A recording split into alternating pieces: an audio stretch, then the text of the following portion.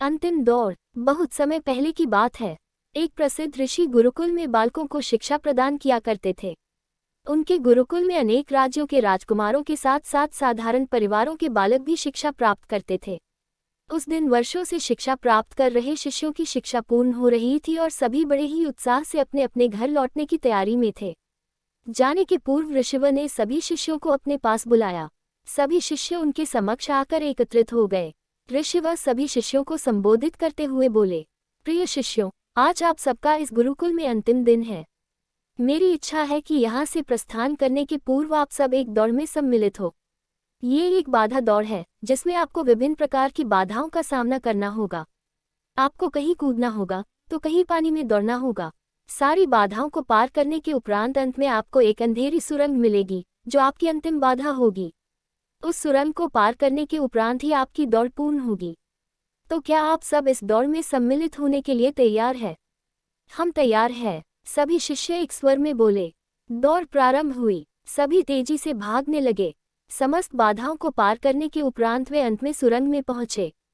सुरंग में बहुत अंधेरा था। जब शिष्यों ने सुरंग में भागना प्रारंभ किया तो पाया कि उसमें जगह जगह नुकीले पत्थर पड़े हुए हैं।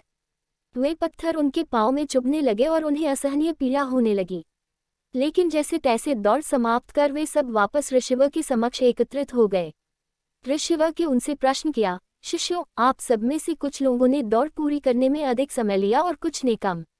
भला ऐसा क्यों? उत्तर में एक शिष्य बोला, गुरुवर, हम सभी साथ साथ ही दौड़ रहे थे, लेकिन सुरंग में पहुंचने के बाद स्थिति बदल गई। कुछ लोग दूसरों को धक्का देकर आगे निकलने में लगे हुए थे, तो कुछ लोग संभल संभल कर आगे बढ़ रहे थे। कुछ तो ऐसे भी थे जो मार्ग में पड़े पत्थरों को उठाकर अपनी जेब में रख रहे थे ताकि बाद में आने वालों को कोई पीड़ा न सहनी पड़े। इसलिए सबने अलग अलग समय पर दौड़ पूरी की। पूरा वृतांत सुनने के उपरांत ऋषिवर ने आदेश दिया, ठीक है, अब वे लोग सामने आए जिन्होंने मार्ग में से पत्थर उठाए हैं और वे पत्थर मुझे दिखाएं। आदेश सुनने के बाद कुछ शिष्य सामने आए और अपनी जेबों से पत्थर निकालने लगे। लेकिन उन्होंने देखा कि जिसे वे पत्थर समझ रहे थे वास्तव में वे बहुमूल्य हीरे थे। सभी आश्चर्यचकित होकर ऋषिवर की ओर देखने लगे। मैं जानता हूं कि आप लोग इन हीरों को देखकर अचरज में पड़ गए हैं।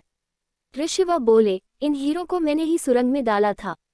ये हीरे उन शिष्यों को मेरा पुरस्कार है जिन्होंने दूसरों के बारे में सोचा। शिष्यों, ये दौड़ जीवन की भागम भाग को दर्शाती है जहां हर कोई कुछ न कुछ पाने के लिए भाग रहा है, किंतु अंत में समृद्ध वही होता है जो इस भागम भाग में भी दूसरों के बारे में सोचता है और उनका भला करता है। अतः जाते जाते ये बात गांठ बांध ले कि जीवन में सफलता की इमारत खड़ी करते समय उसमें परोपकार की ईंटें लगाना न भूलें। अंततः वही आपकी सबसे अनमोल जमा पूंजी होगी।